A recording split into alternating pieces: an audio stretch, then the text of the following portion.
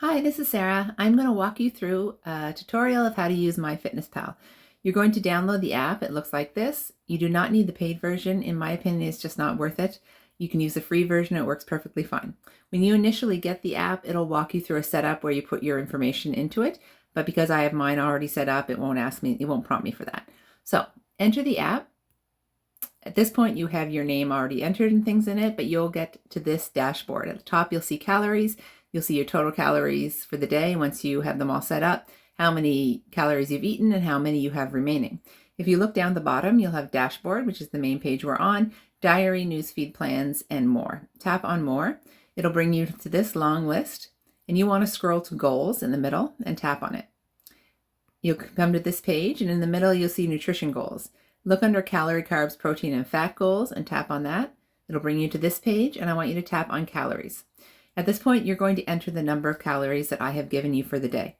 Once you enter that, hit save, and then you're going to tap on carbohydrates right below calories. It's going to bring you to this page. You'll see a list of carbs, protein, and fat. This is where you enter how many grams of each one of those you're going to consume within your calorie allotment. The most important macronutrient is protein. So first, you're going to set that one. Look at what I've given you for the day, and then toggle this up and down until you get as close to as possible in the grams here with the percentage below. It should be around 30%. You won't be exact because you're using the free version, but you can get as close as possible. You then go to carbs and fat, and you toggle these up and down until you get to 100%. Carbs and fat are somewhat interchangeable as long as you fall within your calorie allotment for the day. That's the most important. So if you like eating more carbs, you could give yourself a bit more carbs for the day. If you prefer a bit higher fat, you can move that up and down. But in the end, it has to be 100% at the bottom. Then go back up to the top and hit the check mark. It will save. Go back out, back twice. It'll bring you back to here. Tap dashboard at the bottom. Back to your main dashboard. You then go into your diary. This is where you'll be entering all of your food. I'm going to use tomorrow just because I have food entered today and I want to show you a clean slate. This is what you will see. At the top, it'll say your number of calories that you have, how many you've eaten. Ignore the exercise part. We don't use that part, and how many you have remaining. Then you'll see breakfast, lunch, dinner, and snacks. You can change the names of these if you want to meal 1, meal 2, or you can just leave them as is. It doesn't really make a difference. When you go to add a food, just tap add food. It'll bring you to this main screen, and you're going to search for the food that you're eating. So say in the morning you have a banana. So you type in banana and hit the search function at the bottom, and it's going to give you a long list of bananas. The thing is, anybody can make an entry in MyFitnessPal, so not all of them are accurate. It's very important that which one you choose. If you see a green check mark, that means MyFitnessPal has verified that the macros and calories for this are correct.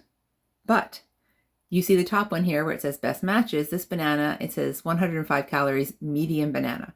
Now, a medium banana can be anywhere between 80 grams and 140 grams, and there's a large calorie discrepancy between those two sizes. So the most accurate way to measure your food is with a scale measuring in grams. So tap on that first match, and you'll see here serving size. Tap on the blue one medium, and it'll give you a long list of ways that you can measure that. Scroll down until you get to 1 gram. Tap on 1 gram, weigh your banana, and say your banana is 115 pounds. Oh, sorry, grams, not pounds.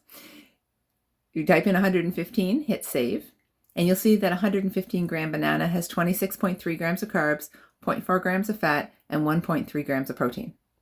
Then go to the top and hit the check mark, and that will be saved. And go back one. It is now in your diary.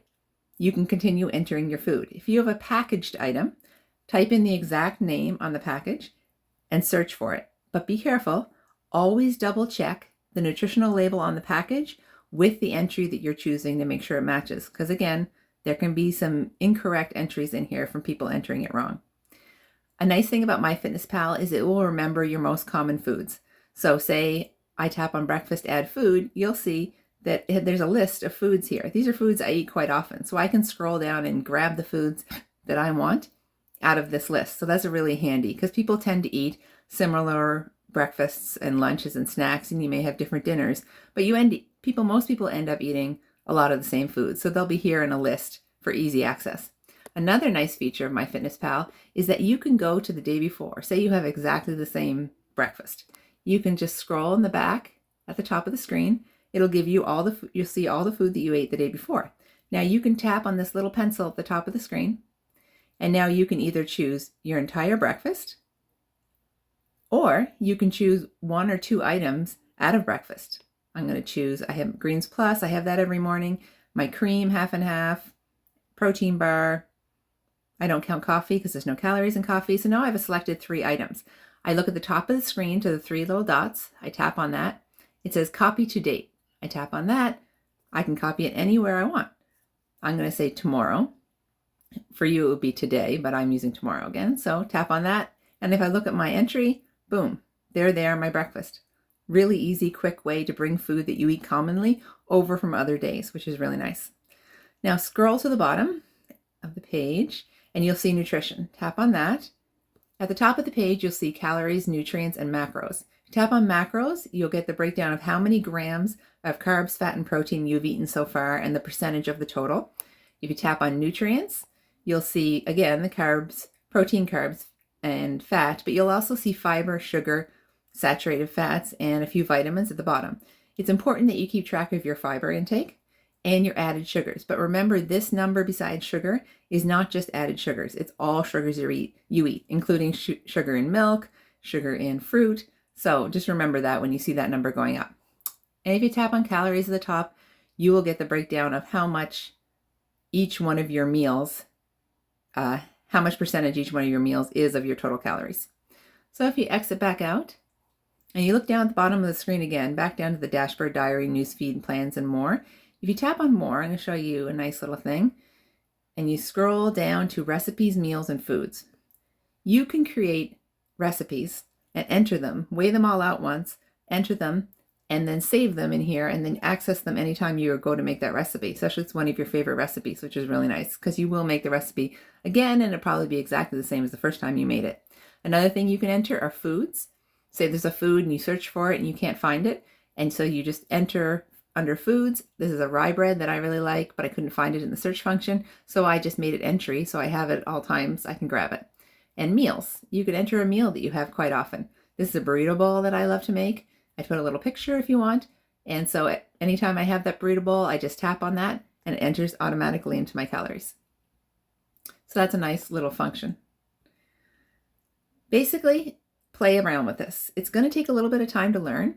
It does seem a little bit annoying at first trying to enter everything and weigh things, but it really becomes second nature and it is an incredibly invaluable tool for reaching your goals. So play around with it. If you have any questions, please let me know and I'll be happy to walk you through it.